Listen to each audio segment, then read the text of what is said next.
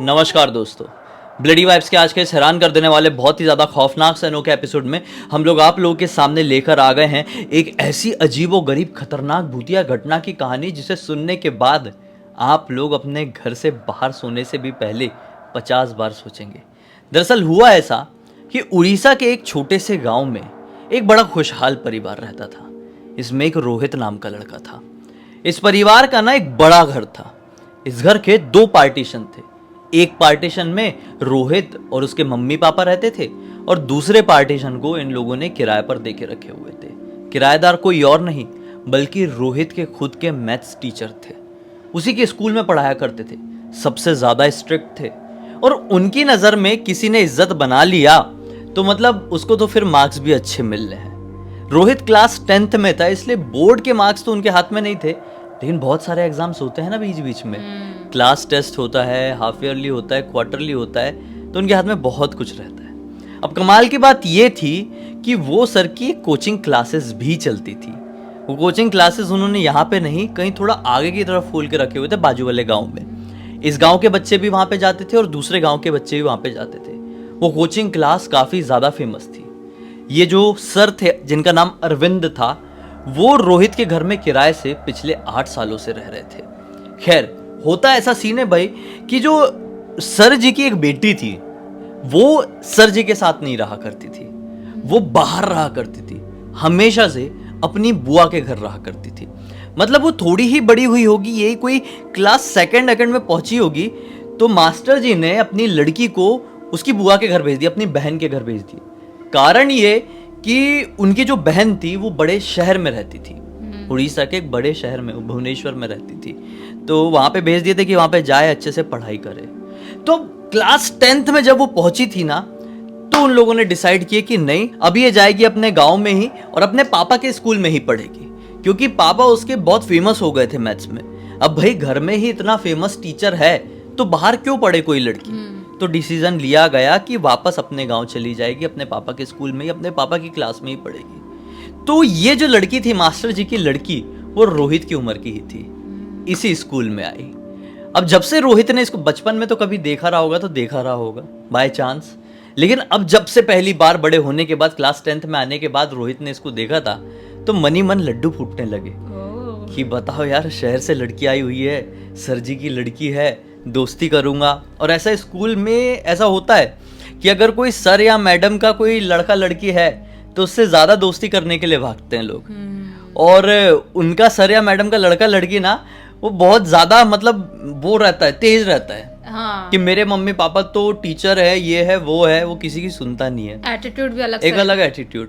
तो ऐसे एटीट्यूड से और उसके जो लुक्स वुक्स थे, उससे रोहित बहुत ज्यादा अट्रैक्ट होने लगा। वो बचपन वाला प्यार वाला सिस्टम है ना, वो क्रश वाला सिस्टम, प्यार तो नहीं कहेंगे, लेकिन खैर आज ही वो यहाँ पर आई है और अभी अभी नया नया सत्र शुरू हुआ था। नया नया जो सत्र, मतलब समझ रहे हो ना आप लोग, क्लास 10 शुरू हुई थी। यही कोई अगस्त का टाइम रहा होगा। ये आई है और दूसरे ही दिन पापा की क्लास में चली गई कि मैं क्लास में बैठूंगी और देखूंगी पापा कैसे पढ़ाते हैं। अब पापा ने पढ़ाया, बीच में ब्रेक लिए, तो रोहित किस्मत से बाजू की तरफ ही बैठा हुआ था, बात करने लगा, क्योंकि किराएदार तो इसी के थे, रोहित के ही किराएदार थे। बात करने लगा और बात ऐसी भी पहुंच गई कि कितने बजे पढ़ते हो, कितने बजे पढ़ के सो जाते हो, ऐसी। तो बात बात में ये बात निकली, लड़की ने बताई कि मैं ना रात के समय, मेरी आदत है घर से बाहर निकल के पढ़ती हूँ, घर की 4 दीवारी में मेरे से पढ़ के नहीं होता है, मैं रात में कहीं बालकनी रहे या घर का आंगन रहे तो वहीं पर पढ़ती हूँ, और फिर पढ़ के हो जाते हैं तो सोने के लिए चले जाती हूँ।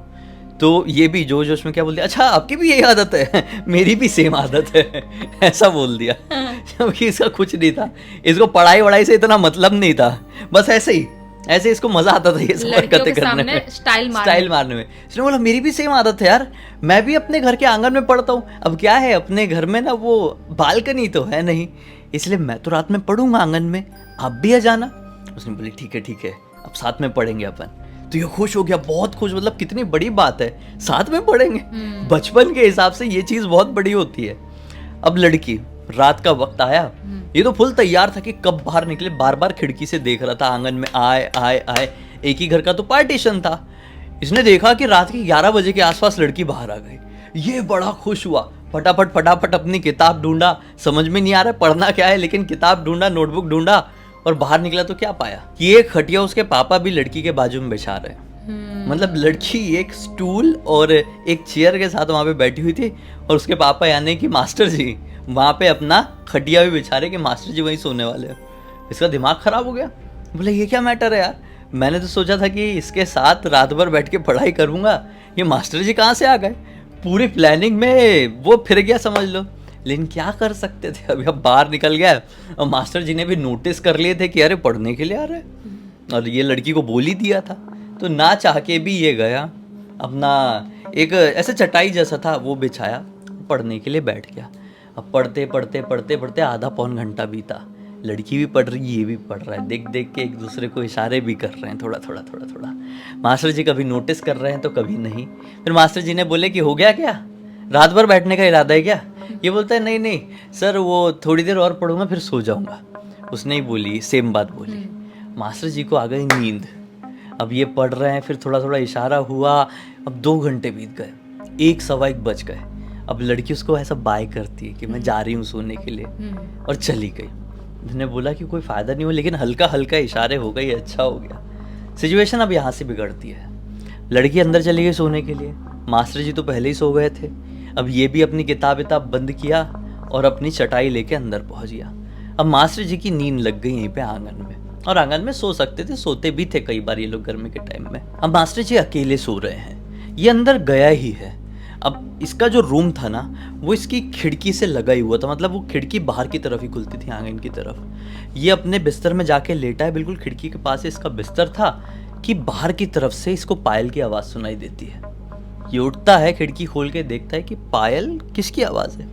मास्टर जी की लड़की पायल तो नहीं पहनती है, कोई पायल में चल रहा था लेकिन कोई दिखाई नहीं देता है आंगन में, सिर्फ मास्टर जी अपने मुंह में गमछा डाल के सो रहे हैं। इसने सोचा कमाल की बात है, छोड़ो। फिर सोने को हुआ, फिर ऐसा लगा कि पायल पहन के कोई दौड़ रहा है। ये फिर से उठा और फिर देखने की कोशिश किया, कोई भी दिखाई नहीं दे रहा, मास्टर जी अभी भी सो रहे हैं। बोले क्या है यार, मेरा वहम तो नहीं हो रहा है, छोड़ो जाने दो, मुझे क्या करना है, सो जाता हूँ। और ये सो गया। अब कट्टू सुबह होती है, सुबह होती है तो ये अपने बढ़िया स्कूल गया, स्कूल से लौटा है, कोचिंग क्लासेस का टाइम तो शाम को होता था, स्कूल से लौटा है तो एक्साइटमेंट है कि मिलना है मास्टर जी को देख, क्योंकि आज वो लड़की जो है मास्टर जी की वो स्कूल नहीं आई और ना ही मास्टर जी स्कूल आए, तो उसके मन में और एक्साइटमेंट कि क्यों नहीं आए। इसको लगा कि हो सकता है कि किसी काम वाम में बिजी हो गए होंगे। घर पे पहुंचा तो क्या पाया कि उनके कमरे में ताला लगा हुआ है। हैरान हुआ, अपनी मम्मी से पूछा कि मम्मी मास्टर जी और उनके घर वाले सब लोग कहाँ गए। तो मम्मी ने बोली पता नहीं यार, सुबह सुबह यही जब तो स्कूल निकल रहा था उसके 10-15 मिनट बाद ही वो लोग भी ताला मारे और हड़बड़ी में कहीं को निकले हैं। ये बड़ा हैरान हुआ और इंतज़ार करने लगा कि कब आए कब आए। लगभग 2 घंटे बाद ये अपने घर के आंगन में ही था, किताब लेके नकली की पढ़ाई कर रहा था कि वो लोग आए। अब देखा कि मास्टर जी ने कंबल ओढ़े हुए और कांपते हुए बड़े डर डर के अपने घर की तरफ बढ़ रहे हैं। तो ऐसा क्या हो गया, ये घबरा कर उठा और बोला सर सर सर क्या हो गया। तो वो लड़की बताती है, लड़की बोलती है कि कुछ नहीं, पापा रात में बाहर सो रहे थे तो उन्हें कुछ अजीबो गरीब एक्सपीरियंस हुआ। अब जैसी लड़की ने ये बात बोली तो अंदर अपने रोहित की मम्मी भी थी, रोहित के पापा भी थे, वो आ गए बाहर। अब इनके ही किराएदार थे भाई, इसलिए बाहर आए सब लोग सुनने के लिए। अब मास्टर जी बताते हैं कि मैं सो रहा था, रात के 1:30 बजे के आसपास मुझे ना किसी के पायल की आवाज़ सुनाई थी। रोहित के दिमाग की घंटी जली, अरे मैंने भी सुना था, लेकिन रोहित ने कुछ बोला नहीं। मास्टर जी ने बताया कि पायल की आवाज़ आई तो मैंने अपना थोड़ा गमछा हटा के देखा, क्या पाया कि मेरी खटिया के बिल्कुल थोड़ी सी आगे एक औरत वाइट साड़ी में एक बच्चे को लेकर कभी उधर तरफ जा रही है, फिर लौट के इधर तरफ आ रही है। मतलब समझ लो 20-20 कदम चलती, 20 कदम उधर जाती, फिर 20 कदम लौट के जाती। यानी कि मेरी खटिया को वो छोड़ ही नहीं रही थी, मेरी खटिया के आसपास ही भटक रही थी। फिर मैं उसको देखूं तो डर जाऊं और अपना गमछा डाल के लेट जाऊं। फिर 5 मिनट शांत रहता था और फिर आवाज़ आती थी, फिर मैं हल्का सा निकल के देखता था तो फिर वही औरत चलते हुए दिखती थी। ऐसा 6 और 7 बार रिपीट हुआ। फिर जब मैं सोचा कि अब उठ के भागता हूँ यहाँ से, ऐसा दिमाग में आया ही है कि मुझे फील हुआ कि मेरी खटिया में आके कोई बैठ गया है। अब मैंने बड़ी हिम्मत करके फिर से गमछा निकाल के देखा तो औरत मुझे ही घूर रही थी और उसके हाथ में जो बच्चा था उसका मुंह इतना बड़ा था और वो बहुत ही ज्यादा डरावना दिख रहा था और उस बच्चे के बड़े बड़े दांत थे। इतना बड़ा बच्चा रहा होगा और बच्चे का इतना बड़ा मुंह और बड़े बड़े दांत और आंखें ऐसी फटी हुई इतनी बड़ी बड़ी। मैं बहुत ज्यादा डर गया और मैंने तुरंत ही अपना वापस से गमछा डाल के हनुमान चालीसा पढ़ने लगा, क्योंकि मेरे को समझ में नहीं आया कि अब क्या करना है, भागना है, रोना है, चिल्लाना है। मैं वैसे चीखना चाह रहा था लेकिन मेरे मुंह से चीख नहीं निकल रही थी। मैं लगातार हनुमान चालीसा का जाप करने लगा। फिर अचानक से मेरी जो खटिया है ना, उसको पकड़ के किसी ने जोर से घुमा दिया। बस मुझे इतना ही मालूम है, मुझे इतना डर लगा कि मुझे ऐसा लगा कि मेरी मौत हो गई है। फिर लगभग आधा घंटे हुए होंगे, मुझे कौवे की जोर से चिल्लाने की आवाज़ सुनाई दी और अचानक से मैं जागा। मैंने देखा मेरे आसपास कोई नहीं है और मैं भागते हुए अंदर चले गया। मैंने अपनी पत्नी को पूरी बात बताया। बस उसके बाद क्या हो रहा है भाई, मैं कहीं पे भी देख रहा हूँ, खाली दीवार में भी, तो मुझे वही औरत तो वही बच्चा दिखाई दे रहा है। पूरी रात कैसे कटी है हम लोगों की वो हम ही जानते हैं। सुबह के यही जैसी रोशनी निकली है, किस्मत से जो मेरा दूर का एक कज़िन है उसको हमने फ़ोन लगाया और वो एक बाबा जी के बारे में जानता था। हम लोग तुरंत ही वो बाबा जी के घर पर गए हैं। वो बाबा जी ने तुरंत ही मुझे माता जी का चढ़ाया हुआ जल पिलाए हैं, प्रसाद दिए हैं, मेरे हाथ में ये देखो लाल धागा बांधे हैं और मुझे एक ताबीज़ दिए हैं। बोले ये धारण करके रखो, तुम्हारे ऊपर किसी एक पिशाचनी की नज़र पड़ गई है। बाप रे, मेरे को तो कुछ समझ में नहीं आ रहा है। अब देखिए, अगर हमारे साथ वापस से रिपीट हुआ तो हम आपका ये घर खाली कर देंगे। तो ये लोग भी बड़े शौक हो गए यार, पिछले 8 साल से ये लोग यहाँ पर रह रहे थे और अब ऐसा बोल रहे हैं कि घर खाली कर देंगे। लेकिन खैर किस्मत इतनी अच्छी थी, इनके साथ वो सब उसके बाद रिपीट नहीं हुआ और ना ही रोहित ने कभी हिम्मत कर पाया कि मैं आंगन में ऐसा बिना मतलब के लड़की के चक्कर में बैठूं, पढ़ाई करूं। इसके मन में भी डर बैठ गया ना। इन लोग गर्मी के टाइम में बाहर सोया करते थे, सोना भी बंद करती है। इनको समझ में नहीं आया कि ऐसा क्यों हुआ। लेकिन जब कुछ महीनों बाद इन लोगों ने अपने आस पड़ोस वालों से डिस्कस किए तो आस पड़ोस वालों ने बताया कि रात बेरात कई बार हमने भी देखे हैं एक सफ़ेद साड़ी वाली औरत को जिसके हाथ में एक बच्चा रहता है। और वो मतलब उसका चेहरा कैसा होता है, चेहरा दिखाई नहीं देता है, पूरे बाल उसके चेहरे को ढके हुए रहते, बिखरे बिखरे बाल रहते। मोहल्ले पड़ोस के लोगों ने ही बताया। कहाँ से आई, क्यों आई, इसका एक्चुअल इतिहास तो किसी को भी नहीं पता है। लेकिन हाँ, देखने का दावा बहुत सारे लोगों ने किए हैं भाई। ऐसा हुआ। इस पूरी घटना की जानकारी किसी और ने नहीं बल्कि खुद रोहित ने हमें इंस्टाग्राम पर लिख कर भेजा कि भाई पूरी दुनिया को बताइए कि, क्योंकि अभी काफ़ी ज़्यादा प्रचलन में आई हुई है कि स्त्री का एक नया पार्ट आने वाला है और लोग बोल रहे हैं कि स्त्री का नया पार्ट इस चीज़ के ऊपर भी आधारित हो सकता है, वो जो बिना सर वाला जो भूत है और ये वाला जो इनका गांव का जो अर्बन लीजेंड है, ये बच्चा वाला, उस पे भी।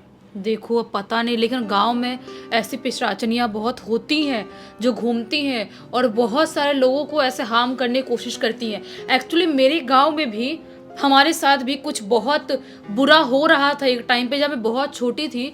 वो कहानी अगर आप चाहते हो कि सुनना तो कल मैं सुना दूंगी, क्योंकि वो जो घटना थी बहुत ही नेक्स्ट लेवल की खतरनाक घटना थी। बताना ना तो बहुत ही, अभी तक मैं सोचती हूँ मेरे रोंगटे खड़े हो जाते हैं, इतनी खौफनाक घटना थी वो। और गांव में ऐसी चीजें होती रहती है अक्सर। हाँ, कल बताना तो। उम्मीद करते हैं कि आज की इस कहानी के जरिए आप लोगों को एक बहुत ही अच्छी सीख और एक अलग ही मनोरंजन मिला होगा। तब तक इस वीडियो को देख लिया तो लाइक जरूर कर देना, चैनल को सब्सक्राइब करके बेल आइकन दबा के ऑल के ऑप्शन में क्लिक करना, क्योंकि इसी तरह के हैरान कर देने वाले खौफनाक वीडियोस डेली आप लोगों के सामने लेके आते रहते हैं। इंस्टाग्राम की लिंक इस वीडियो के डिस्क्रिप्शन बॉक्स में मिल जाएगी, क्लिक करके डायरेक्टली वहां पर पहुंच जाना। और इसी तरह की कोई भी जानकारी, कहानी या टॉपिक आप लोगों के पास भी है तो लिख भेजना। हो सकता है हमारा अगला वीडियो कल आप लोगों के हिसाब से ही बन रहा हो। तो चलिए कल फिर से मिलते हैं, तब तक के लिए बहुत बहुत धन्यवाद। आपका दिन शुभ हो।